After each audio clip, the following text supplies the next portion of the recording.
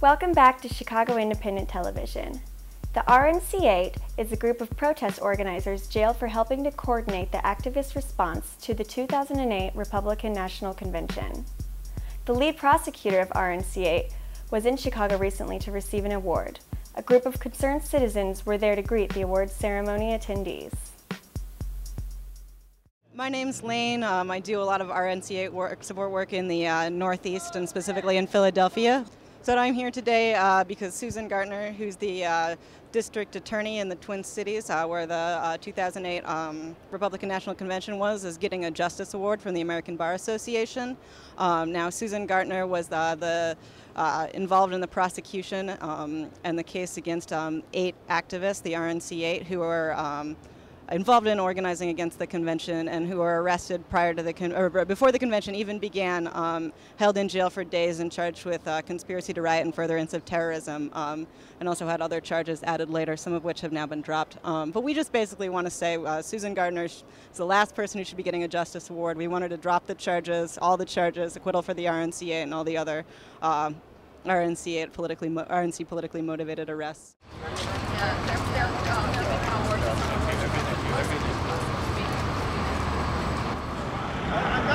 I'm not sure. I'm fine. I'm just letting you know the facts how things work. Okay? And if you don't like the facts, I say that. I'm not going to get angry. There's no reason. I don't know you to be angry. I don't know you to be angry.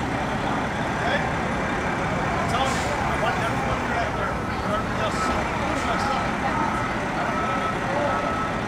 Oh no, I do. Because that's my job. I don't know you. I don't know where you come from. I don't know any of you guys.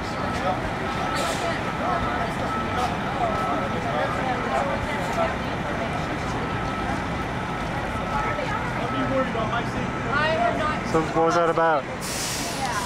He's just another police officer who is terrified of people who are exercising their constitutional rights out here. So he has a certain fear factor that is built into the job, and I think a little bit of a short trigger, which is not uncommon, unfortunately, with police officers in my experience. Was he telling you to move away? Yeah, he was basically saying, we can't have an exchange with anybody who's going in, and I don't think trying to reason with somebody who's in that frame of mind is usually not a winning proposition.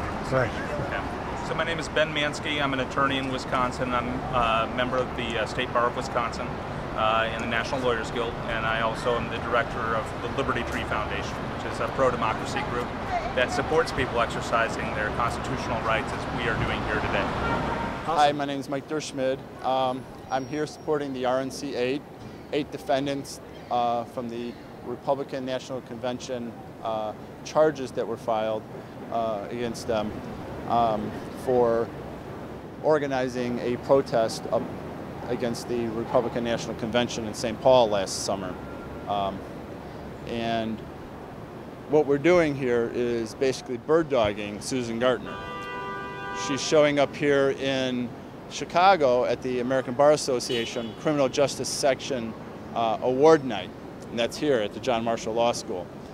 And we are basically reminding her, her colleagues, her peers about what's wrong with filing charges against political dissenters just for organizing people to get into the streets and protest.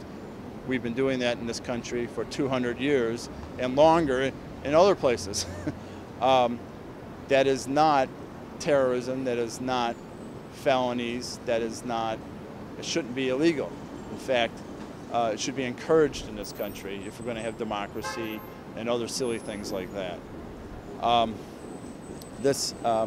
Susan Gartner is getting an award probably about now.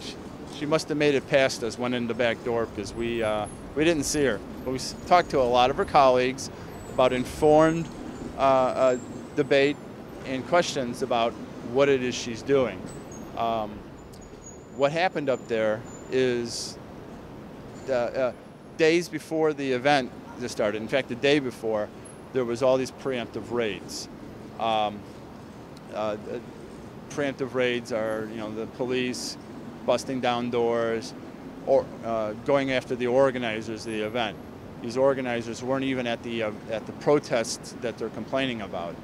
They're just arrested for organizing it.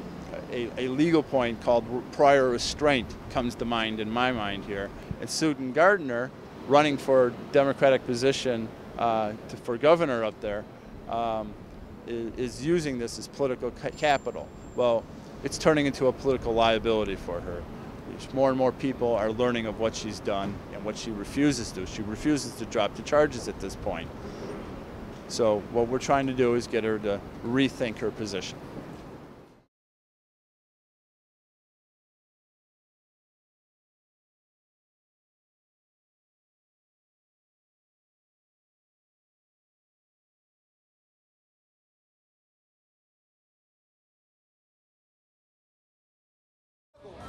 I'm Andy Thayer, and you're watching Chicago Independent Television.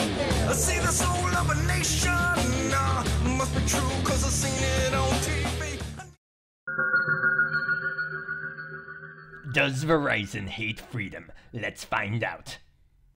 Well, Verizon censored cell phone text messages sent by national pro-choice political activist groups.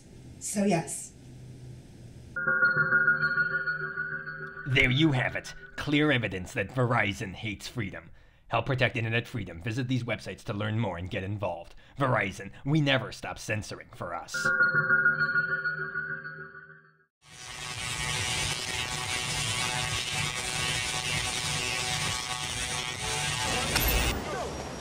I am a soldier who survived the fear of facing Uncle Sam and saying, "Sir, no, sir. I won't fight for lies. Forgive me, wounded soldier, for not being there to ease your pain. I'll try on this end to bring you home now."